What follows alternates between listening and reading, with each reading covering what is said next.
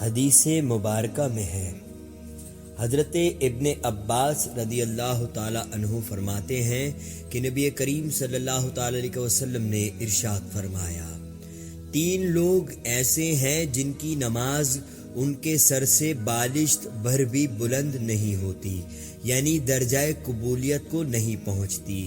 ایک تو وہ شخص جو قوم کا امام ہو اور قوم اس سے دینی امور میں ناخوش ہو، دوسری وہ عورت جو اس حالت میں رات گزارے کہ اس کا خاوند اس کی نافرمانی یا اس کی جانب سے اپنے حق کی ادائیگی کی وجہ سے خفا ہو، اور تیسرے ایسے 2 بھائی جو آپس میں ناخوش ہوں۔